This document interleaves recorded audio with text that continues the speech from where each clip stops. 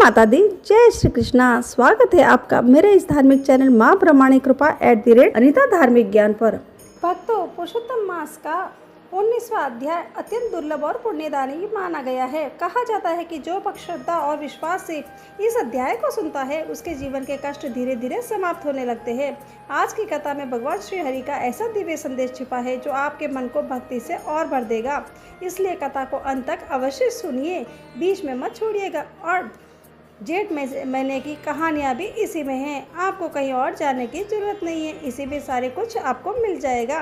आप सब ध्यान से सुनिएगा। आप सब मेरे साथ बोलिए, जय पुरुषोत्तम भगवान की जय। ध्यान से सुनिएगा। चलिए शुरू करते हैं आज का अध्याय। सबसे पहले आप मेरे साथ बोल सकते हैं, ओम नमो भगवते वासुदेवाय नमः।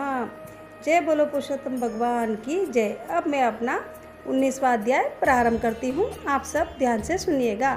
ऋषियों की सभा में गंभीर शांति छाई हुई थी। सभी मुनि अग्नि के चारों ओर बैठे सूर्य जी की ओर एकाग्र दृष्टि से देख रहे थे। उनके हृदय में एक ही जिज्ञासा थी, उस अद्भुत घटना का रहस्य जानना जिसमें एक मृत बालक पुनः जीवित हो उठा। नारद जी ने विनम्रता से कहा कि हे प्रभु, उस तपस्वी ब्राह्मण सुदेव को भगवान विष्णु ने क्या उत्तर दिया, कृपा करके विस्तार से बताइए। सूर्य जी ने मंद मुस्कान के साथ कथा आरंभ की और कहा कि हे मुनियों, जब सुदेव ब्राह्मण ने अपने हृदय की शंका भगवान के सामने रखी, तब भक्त वत्सल भगवान विष्णु अत्यंत प्रसन्न हुए। उनकी वाणी मेघ के समान गंभीर और अमृत के समान मधुर थी। भगवान बोले कि हे द्विजराज, तुम नहीं जानते कि तुमने कितना महान कार्य किया है। ये पुरुषोत्तम मास जो हमें अत्यंत प्रिय है, उसी का प्रभाव है। तुम शोक में डूबे हुए थे, परंतु अनजाने में ही तुमसे इस मास का व्रत और तप हो गया है। 1 महीने तक तुमने अन्न नहीं लिया, यह उपवास बन गया। वर्षा के कारण तुमने दिन में 3 बार स्नान किया, यह पवित्र स्नान बन गया। और शोक में डूबे रहकर तुमने संसार से विरक्त धारण की, यह महान तप बन गया। हे ब्राह्मण, इस पुरुषोत्तम मास का प्रभाव इतना महान है कि यदि कोई एक दिन भी इसका व्रत करे तो उसके अनंत पाप नष्ट हो जाते हैं। देवताओं ने भी इसके महात्म्य को तोलने का प्रयास किया, परंतु सभी साधन इसके सामने हल्के सिद्ध हुए। भगवान के ये वचन सुनकर सुदेव के हृदय में आश्चर्य और श्रद्धा का समुद्र उमड़ पड़ा। उसे समझ आ गया कि जो कुछ भी हुआ है वो केवल भगवान की कृपा और पुरुषोत्तम मास की महिमा से ही संभव था। इसके बाद भगवान विष्णु गरुड़ पर आरूढ़ होकर वैकुंठ को प्रस्थान कर गए।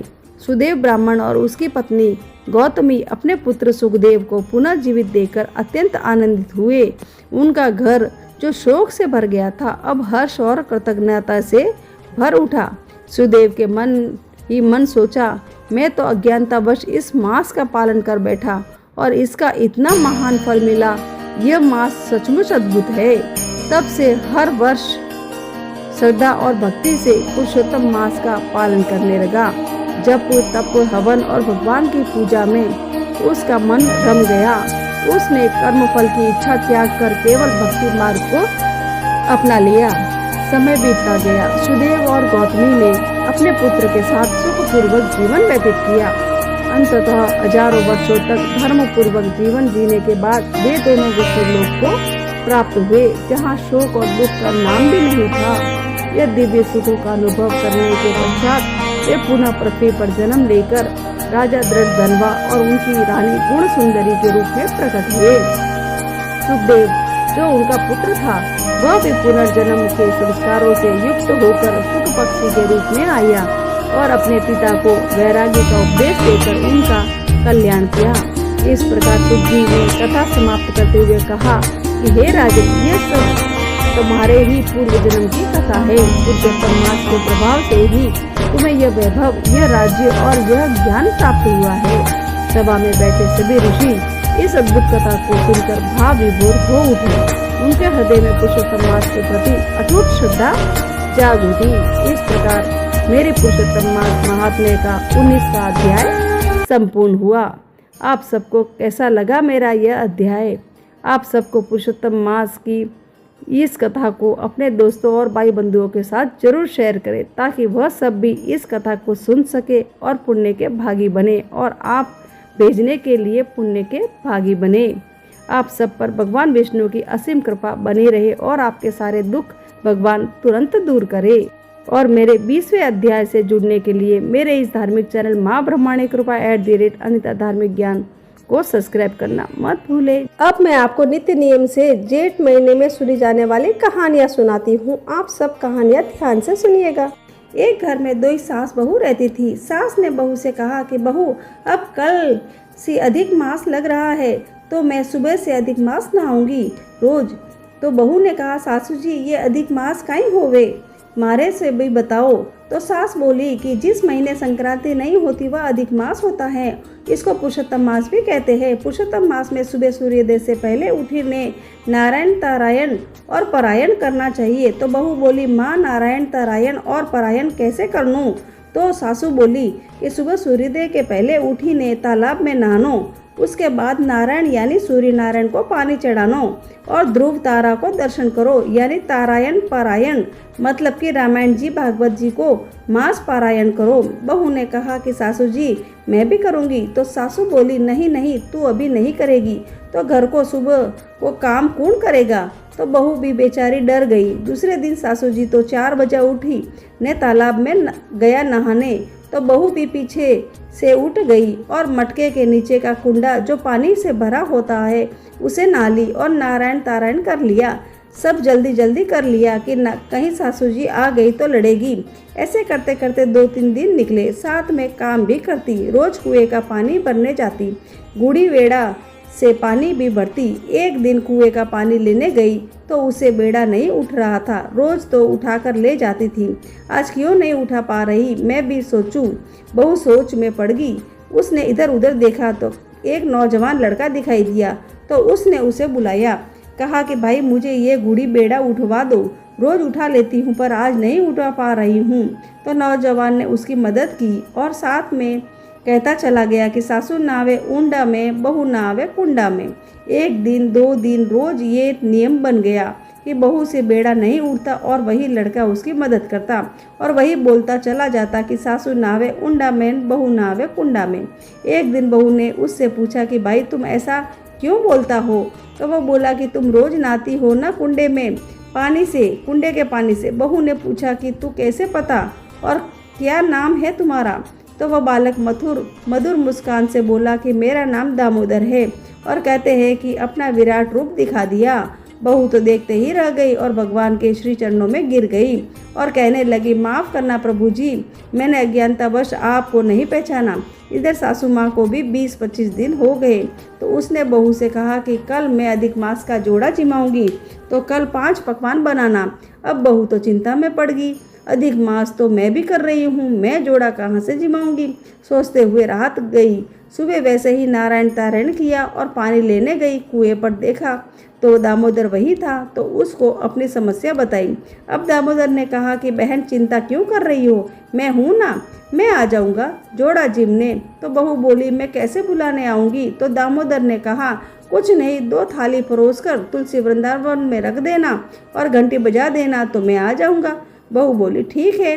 अब दूसरे दिन भी जल्दी नारायण तारायण किया और 5 पकवान बना लिए। सासू जी से कहा कि बुला लाओ, भोजन तैयार है। सासू ने भी जोड़े को आगे बिठाया और थाली परोस दी। बहू भी पीछे के दरवाजे से तुलसी वृंदावन में 2 थाली लेकर गई।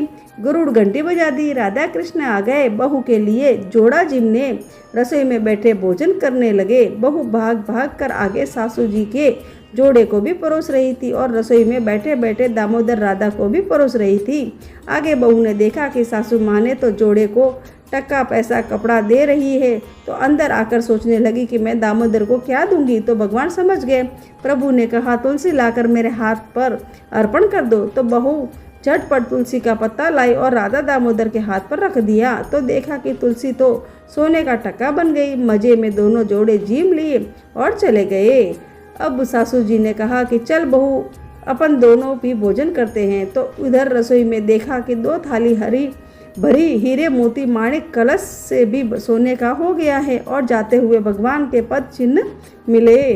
सासू जी को आश्चर्य हुआ। बहू से पूछा तो बहू ने पूरी बात बताई। सास बोली, बहू बड़ी भाग्यवान है कि तेरे लिए भगवान श्री कृष्ण स्वयं राधा रानी के साथ आए। सास बहू दोनों का अधिक मास संपन्न हुआ। कहता न सुनता, न हुकारा भरता, न कहानी पढ़ता, न सभी बहनों को पुरुषोत्तम मास सफल हुए। इस प्रकार मेरी पुरुषोत्तम मास स्नान की कहानी पूरी होती है। इस कहानी को सुनने से हमें अनेक गुना फल मिलता है। जय बोलो पुरुषोत्तम भगवान की जय। अब मैं आपको गणेश भगवान की कहानी सुनाती हूँ। एक बार भगवान शिव तथा माता पार्वती नर्मदा नदी के तट पर किनारे पर बैठे हुए थे। वहाँ माता पार्वती ने भगवान शिव से समय व्यतीत करने के लिए चौपड़ खेलने को कहा। शिव चौपड़ खेलने के लिए तैयार हो गए, परंतु इस खेल में हार जीत का फैसला कौन करेगा, ये प्रभु के मन में चिंता थी। तब भगवान शिव ने कुछ तिनके एकत्र कर उसका एक पुतला बनाकर उसकी प्राण प्रतिष्ठा कर दी। पुतले से कहा कि बेटा, हम चौपड़ खेलना चाहते हैं, परंतु हमारे हार जीत का फैसला करने वाला कोई नहीं है, इसलिए तुम बताना कि हम दोनों में से कौन हारा और कौन जीता। उसके बाद भगवान शिव और माता पार्वती का चौपड़ खेलना शुरू हो गया। उस खेल में 3 बार खेला गया और संयोग से तीनों बार माता पार्वती की जीत हुई। खेल समाप्त होने के बाद बालक से हार जीत का फैसला करने के लिए कहा गया, तो उस बालक ने महादेव को विजयी बनाया। यह सुनकर माता पार्वती क्रोधित हो गई और क्रोध में उन्होंने बालक को लंगड़ा होने, कीचड़ में पड़े रहने का श्राप दे दिया। बालक ने माता पार्वती से माफ़ी मांगी और कहा कि यह मुझसे अज्ञानतावश ऐसा हुआ है, मैंने किसी द्वेष भाव से ऐसा नहीं किया है। बालक द्वारा क्षमा मांगने पर माता ने कहा कि यहाँ गणेश पूजन के लिए नाग कन्याएं आएगी, उनके कहे अनुसार तुम गणेश व्रत करो, ऐसा करने से तुम मुझे प्राप्त करोगे। यह कहकर माता पार्वती शिव के साथ कैलाश पर्वत पर चली गई। 1 वर्ष के बाद उस स्थान पर नाग कन्याएं आई। तब नाग कन्याओं से श्री गणेश के व्रत की विधि मालूम करने पर उस बालक ने 21 दिन लगातार गणेश जी का व्रत किया। उसकी श्रद्धा से गणेश जी प्रसन्न हुए। उन्होंने बालक को मनोवांछित फल मांगने के लिए कहा।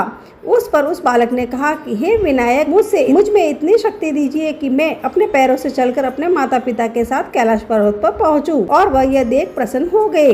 तब बालक को वरदान देकर श्री गणेश भगवान अंतर्ध्यान हो गए। इसके बाद वह बालक कैलाश पर्वत पर पहुंच गया और कैलाश पर्वत पर पहुंचने पर अपनी कथा उसने भगवान शिव को सुनाई। चौपड़ वाले दिन से माता पार्वती शिव जी से विमुख हो गई थी, अतः देवी से रुष्ट होने पर भगवान शिव ने भी बालक को बताए अनुसार 21 दिन तक श्री गणेश का व्रत किया।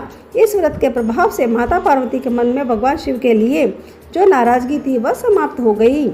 तब यह व्रत विधि भगवान शंकर ने माता पार्वती को बताई। यह सुनकर माता पार्वती ने मन में भी अपने पुत्र कार्तिकेय से मिलने की इच्छा जागृत हुई। तब माता पार्वती ने भी 21 दिन तक श्री गणेश व्रत किया तथा दुर्वा और फूल और लड्डुओं का भोग लगाया, पूजन अर्चना की और व्रत के 21 दिन पूरे किए। माता पार्वती से 21 दिन पूरे होते ही कार्तिकेय स्वयं माता पार्वती जी से आ मिले। उस दिन से श्री गणेश चतुर्थी का यह व्रत समस्त मनोकामनाओं की पूर्ति करने वाला व्रत माना जाता है। इस व्रत को करने से मनुष्य के सारे कष्ट दूर होकर मनुष्य को समस्त सुख सुविधाएं प्राप्त होती है। बोलो विनायक महाराज की जय। इस प्रकार मेरी गणेश चतुर्थी की कहानी पूरी हुई। अब मैं आपको तुलसी माता की कहानी सुनाने जा रही हूँ। एक कन्या थी, जब वह थोड़ी बड़ी हुई उसको समझ में आने लगा, तब से ही वह तुलसी माता की पूजन करने लगी। उसके प्रतिदिन का नियम था कि तुलसी माता जी का पूजन करने के बाद ही खाना खाती थी। जब वह कन्या शादी के लायक हुई तब उसके माता पिता ने उसकी शादी करवा दी। कन्या को उसके माता पिता ने दहेज में भी एक तुलसी का गमला दिया। ससुराल में वह प्रतिदिन सवेरे उठती ही पूजा करती और फिर उसके बाद ही खाना खाने बैठती। उसकी 2 जेठानियाँ थीं, वो दोनों उसका मजाक उड़ाती थी कि बड़ी नियम धर्म वाली है। उन दोनों को उनसे बहुत ईर्ष्या होती थी, इसलिए वो दोनों तुलसी जी का गमला जी छुपा देती थी। वह कन्या बड़ी मुश्किल से गमला ढूंढ कर लाती और अच्छे से पूजा करती और फिर खाना खाती थी। वह गमला ढूंढ कर ले आती तो एक दिन तो उसकी जेठानिया ने क्या करा कि गमला ही दूर फेंक दिया। कन्या ने खूब ढूंढा पर उसे गमला नहीं मिला। वह बहुत ही परेशान हो गई। उस दिन उसे खाना भी नहीं खाया। उसका नियम जो था, उस कन्या की सच्ची भक्ति देखकर तुलसा जी माता उससे बहुत प्रसन्न हो गई और उसने कमरे में तुलसी माता का गमला प्रकट हो गया। अगले दिन सुबह जब वह उठी और क्या देखती है कि उसके खाट के चारों कोनों पर तुलसी माता का गमला आ गया है। यह देखकर वह बहुत प्रसन्न हो गई। अब मेरी तुलसा जी माता को कोई चुरा नहीं सकता। पूजन करने के लिए कहीं और जाना नहीं पड़ेगा और कोई मेरी तुलसा माता को फेंक भी नहीं सकता। वह भी जल्दी से उठकर स्नान करती है और तुलसा माता की पूजन कर लेती है। जब वह खाना खाने बैठती है तो उसकी जेठानियाँ मजाक करने लगी। लो देवरानी का नियम धर्म तो पूरा हो गया। उससे पूछती है कि तुलसा जी की पूजा कर ली क्या देवरानी? धीरे से बोलती है, हाँ कर ली। जेठानियाँ बोलती है, कहाँ से कर ली? पूजा गमला तो फेंक दिया था। देवरानी कहती है कि देख लो मेरे कमरे में खाट पर तुलसा जी लगी रही है।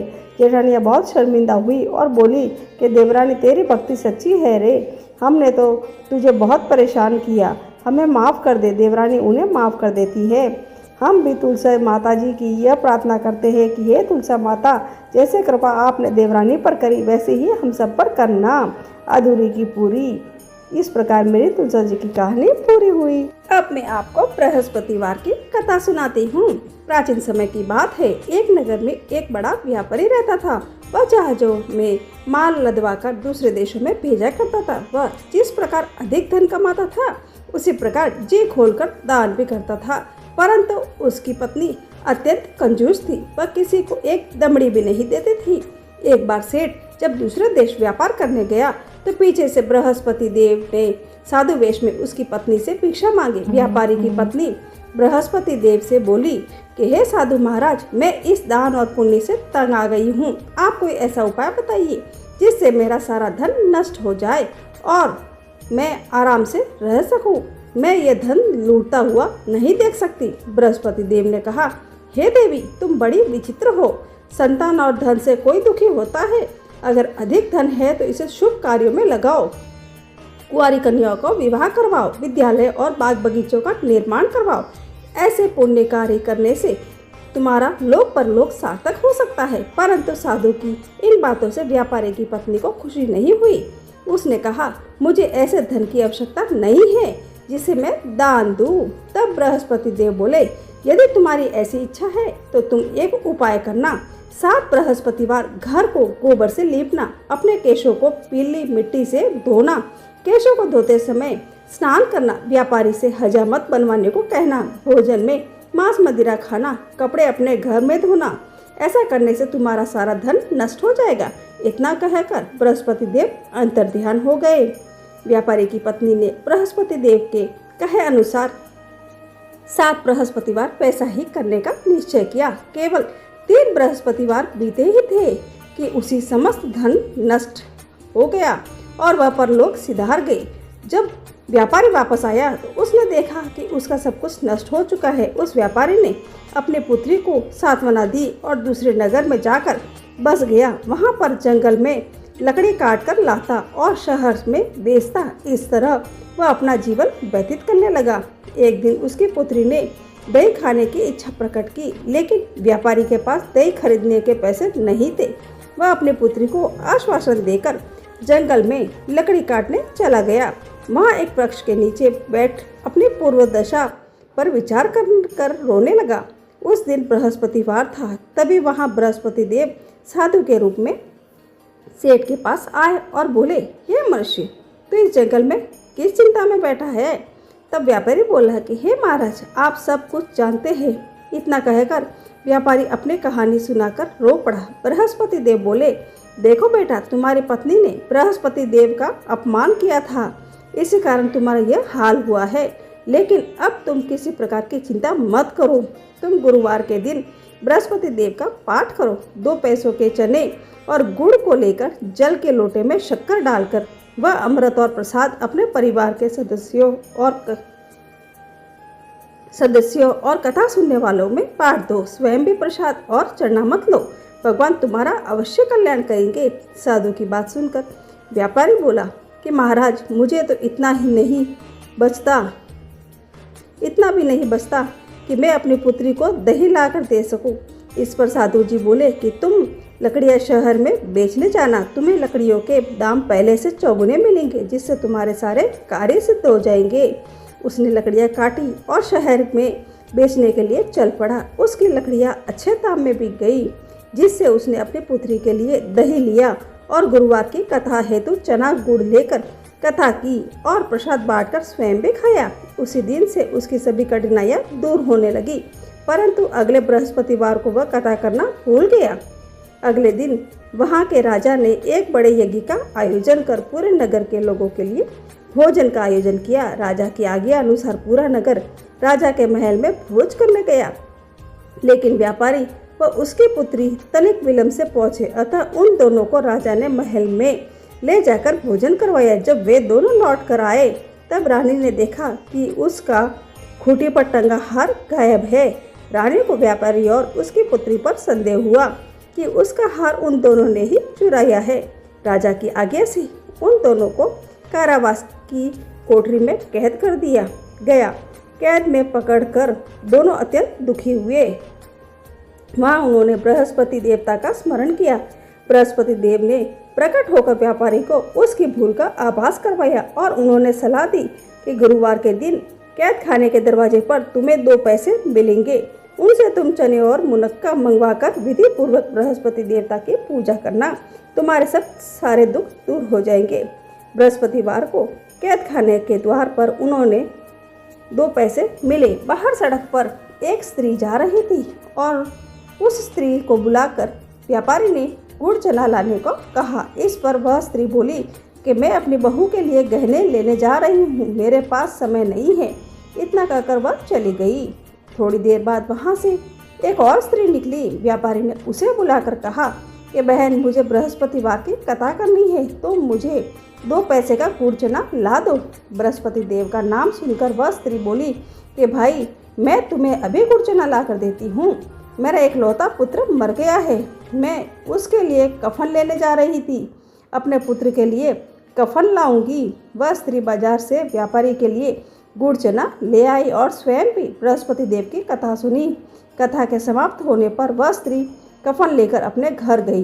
घर पर लोग उसके पुत्र की लाश को राम नाम सत्य है कहते हुए शमशान की ओर ले जाने की तैयारी कर रहे थे। स्त्री बोली कि मुझे अपने लड़के का मुख देख लेने दो।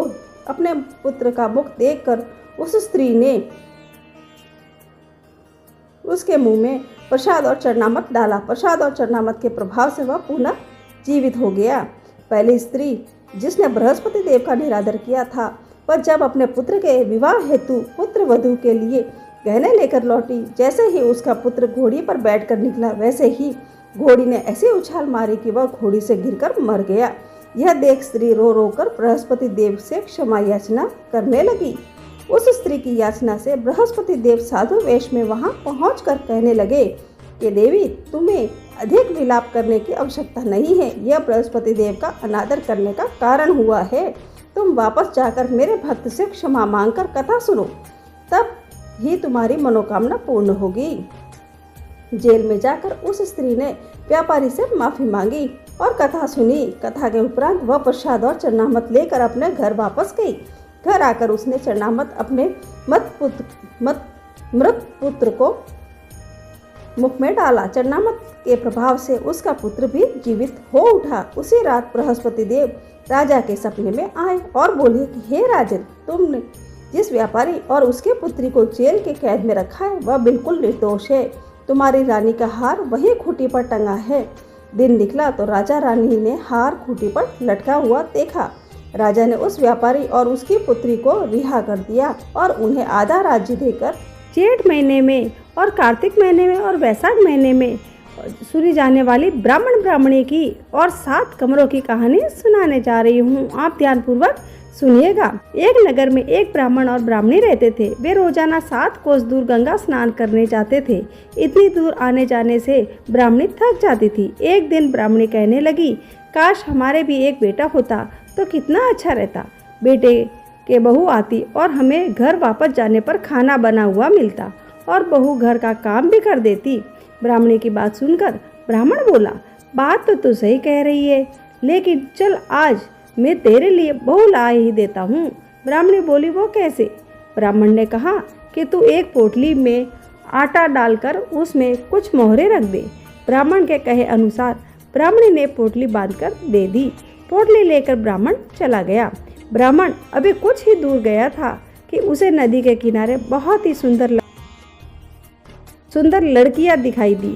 वे रेत में घर बनाकर खेल रही थी। उनमें से एक लड़की ने कहा कि मैं अपना घर नहीं तोड़ूंगी, मुझे तो रहने के लिए ये घर चाहिए। लड़की की बात सुनकर ब्राह्मण मन ही मन सोचने लगा कि बहू बनाने के लिए यह लड़की सही रहेगी। जब वह लड़की जाने लगी तो ब्राह्मण भी उसके पीछे पीछे उसके घर तक चला गया। वहां जाकर ब्राह्मण ने उससे कहा कि बेटी, अभी जेठ मास चल रहा है, इसलिए मैं किसी के घर खाना नहीं खाता। मैं आटा लेकर आया हूँ। तुम अपनी माँ से पूछो कि क्या वह मेरे लिए आटा छानकर 4 रोटी बना देगी। यदि वह मेरा आटा छानकर रोटी बनाएगी तो मैं ही रोटी खा लूँगा। लड़की ने जाकर अपनी माँ से सारी बात कह दी। माँ ने कहा ठीक है, जाकर बाबा से कह दे कि वह अपना आटा दे दे, मैं रोटी बनाकर दे दूँगी। जब वह आटा छानने लगी तो आटे में से मोहरें निकली। वह सोचने लगी कि जिसके आटे में इतनी मोहरें हैं उसके घर में कितनी मोहरें होगी। जब ब्राह्मण खाना खाने बैठा तो लड़की की माँ ने कहा कि बाबा, क्या आप अपने लड़के की सगाई करने जा रहे हो। तब ब्राह्मण ने कहा कि मेरा बेटा तो काशी में पढ़ने गया हुआ है, लेकिन यदि तुम कहो तो खांड कटोरे से विवाह करके तेरी बेटी को अपने साथ ले जाऊं। लड़की की माँ ने कहा ठीक है बाबा, और फिर खांड कटोरे से अपनी लड़की की शादी करके उसे ब्राह्मण के साथ भेज दिया। ब्राह्मण ने घर आकर कहा, रामू की माँ, दरवाज़ा खोलकर देख, मैं तेरे लिए बहू लेकर आया हूँ। ब्राह्मणी बोली, दुनिया तो ताने मारती ही थी, अब आप भी मानने लगे। हमारे तो कोई बेटा ही नहीं है, तो बहू कहाँ से आएगी। ब्राह्मण ने कहा, तू दरवाज़ा तो खोल कर देख। जब ब्राह्मणी ने दरवाज़ा खोला तो सामने बहू खड़ी देखी। उसने बहू का स्वागत किया और आदर सत्कार से अंदर ले गई। अब ब्राह्मण और ब्राह्मणी स्नान करने जाते तो बहू घर का सारा काम करके और खाना बनाकर रखती। वह उनके कपड़े धोती और रात को पैर भी दबाती थी। इस तरह काफ़ी समय बीत गया। ब्राह्मणी ने अपनी बहू से कहा कि बहू, कभी भी चूल्हे की आग मत बुझने देना, मटके का पानी खत्म मत होने देना। एक दिन चूल्हे की आग बुझ गई। तब बहू भागी भागी अपनी पड़ोसन के पास गई और कहा कि मेरे चूल्हे की आग बुझ गई है, मुझे थोड़ी आग चाहिए। मेरे सास ससुर सुबह 4 बजे से गए हुए हैं, वे थके हारे आएंगे, इसलिए मुझे उनके लिए खाना बनाना है। तब पड़ोसन ने कहा कि तू तो बावली है रे, तुझे ये दोनों मिलकर पागल बना रहे हैं, इनके कोई बेटा नहीं है। बहू ने कहा, नहीं ऐसा मत बोलो, इनका बेटा तो बनारस काशी में पढ़ने गया हुआ है। तब पड़ोसन ने कहा कि यह तुझे झूठ बोलकर लाए हैं, इनका कोई बेटा नहीं है।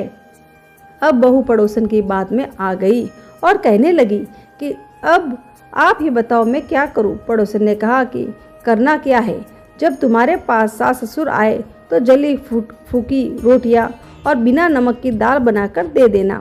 खीर का चमचा दाल में और दाल का चमचा खीर में डाल देना। वह पड़ोसन की सारी सीख लेकर घर आ गई और जब उसके सास ससुर घर आए तो उसने ना तो उनका आदर सत्कार किया और ना ही उनके कपड़े धोए। जब उसने सास ससुर को खाना दिया तो सास बोली, बहू आज ये रोटियां जली फूकी कैसे है और दाल भी बिना नमक की है। तब बहू ने पलटकर जवाब दिया कि एक दिन ऐसा खाना खा लोगे तो कुछ बिगड़ नहीं जाएगा तुम्हारा। सास ससुर को खरी खोटी सुनाकर वह फिर से पड़ोसन के पास गई। जब बोली कि आगे क्या करना है, पड़ोसन ने कहा कि अब तुम 7 कोटों की चाबी मांग लेना।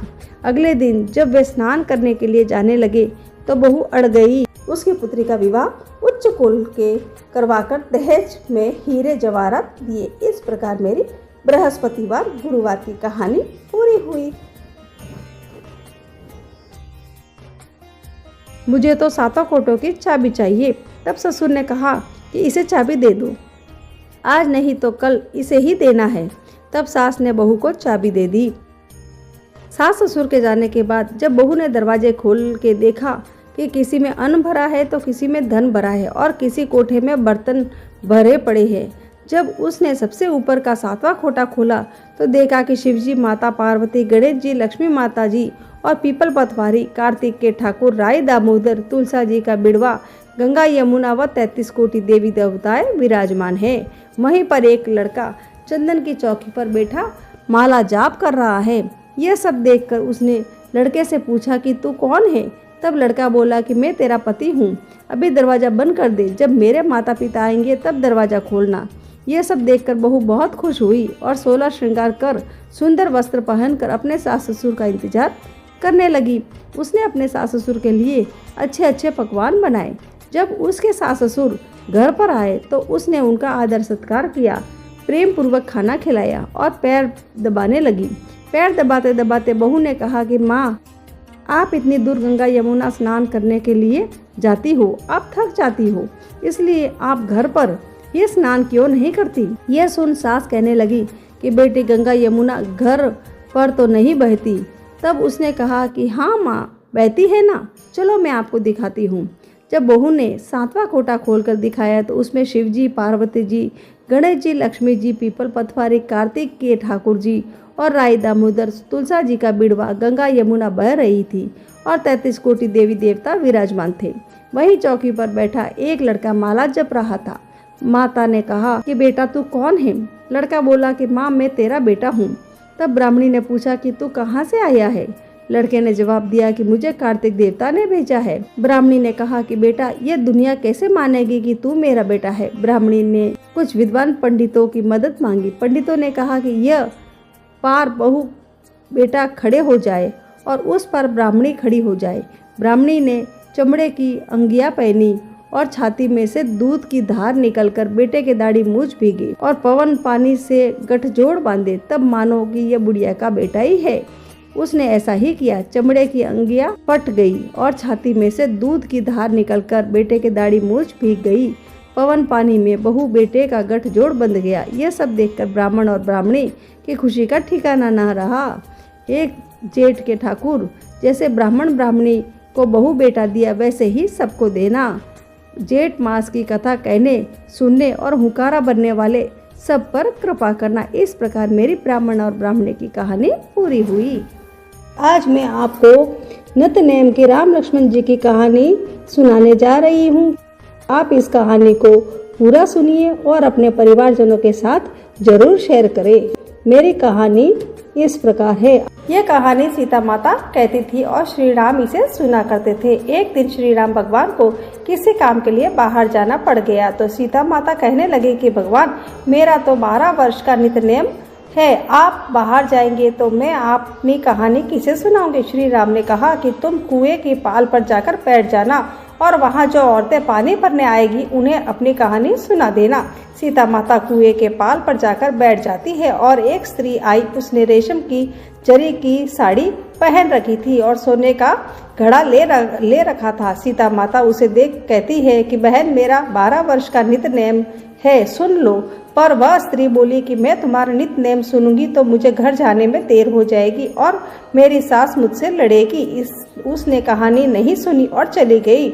उसकी रेशम जरी की साड़ी फट गई, सोने का घड़ा मिट्टी के घड़े में बदल गया। सास ने देखा तो पूछा कि ये किसका दोष है जो अपने सिर लेकर आ गई है? बहू ने कहा कि कुएं पर एक औरत बैठी थी, उसने कहानी सुनने के लिए कहा, लेकिन मैंने सुनी नहीं, जिसका ये फल मुझे मिला है। बहू की बात सुनकर अगले दिन वह साड़ी और घड़ा लेकर सास कुएं की पाल पर गई। सास को वही माता सीता बैठी मिली। माता सीता ने कहा कि बहन, मेरी कहानी सुन लीजिए। सास बोली कि एक बार छोड़, मैं तो 4 बार कहानी सुन लूंगी। राम आए, लक्ष्मण आए, देश के पुजारी आए, नित नेम का नेम लाए, आओ राम बैठो राम, तपे रसोई जियो राम, माखन मिश्री खाओ राम, दूध बताशा पियो राम, सुत के पल का मोठो राम, शाल दुशाला पोठो राम, शाल दुशाला ओढ़ो राम, जब बोलूं जब राम ही राम, राम सवारे सबके काम, खाली घर भंडार भरेंगे, सबका बेड़ा पार करेंगे, श्री राम जय जय राम। सास बोली कि बहन, कहानी तो बहुत अच्छी लगी। कहानी सुनकर सास घर चली गई और उसकी साड़ी फिर से रेशम जरी की बन गई। मिट्टी का घड़ा फिर से सोने के घड़े में बदल गया।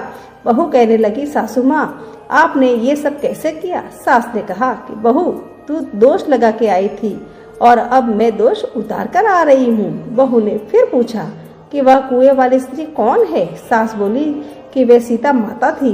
वे पुराने से नया कर देती हैं, खाली घर में भंडार भर देती है। वह लक्ष्मी जी का वास घर में कर देती है। आदमी की जो भी इच्छा हो उसे पूरा कर देती है। बहू बोली कि ऐसी कहानी मुझे भी सुना दो। सास बोली कि ठीक है, तुम भी सुनो। और सास ने कहानी शुरू कर दी।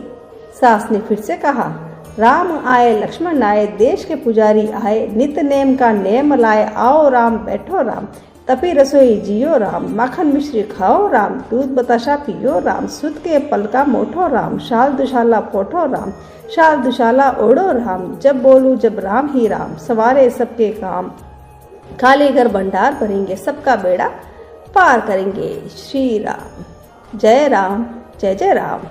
कहानी सुनकर बहू बोली कि कहानी तो बहुत ही अच्छी है। सास ने कहा, ठीक है, इस कहानी को रोज कहा करेंगे। अब सास बहू रोज सवेरे उठती, नहाती धोती और पूजा करने के बाद नित नेम की सीता जी की कहानी कहती। एक दिन उनके यहाँ एक पड़ोस की औरत आई और बोली कि बहन जरा सी आँच देना। तो वह बोली कि आँच तो अभी हमने जलाई ही नहीं है।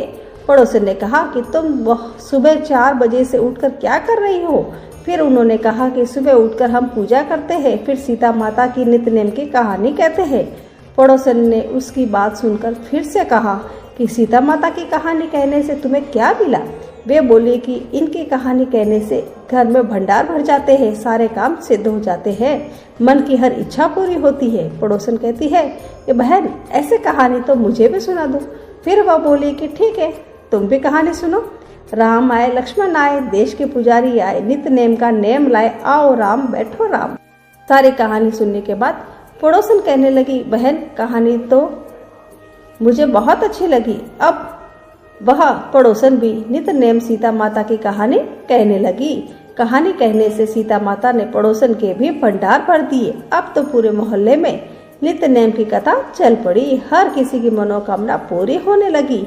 हे सीता माता, जैसे आपने उनके भंडार भरे वैसे ही आप हमारे भी भंडार भरना। कहानी सुनने वाले के भी और कहानी कहने वाले के भी भंडार भरना। बोलो माता सीता की जय, बोलो श्री राम भगवान की जय, राम लक्ष्मण जान की जय, बोलो हनुमान की। इस प्रकार मेरी राम लक्ष्मण सीता माता की नित नेम की कहानी पूरी हुई। हर व्रत कथा के साथ पढ़ी और सुनी जाती है। यह एक पौराणिक लोक कथा। इस कथा के अनुसार अगर सब कहानियों के पीछे अगर हम तपसी लपसी की कहानी नहीं कहते तो हमें कहानियों का फल नहीं मिलता।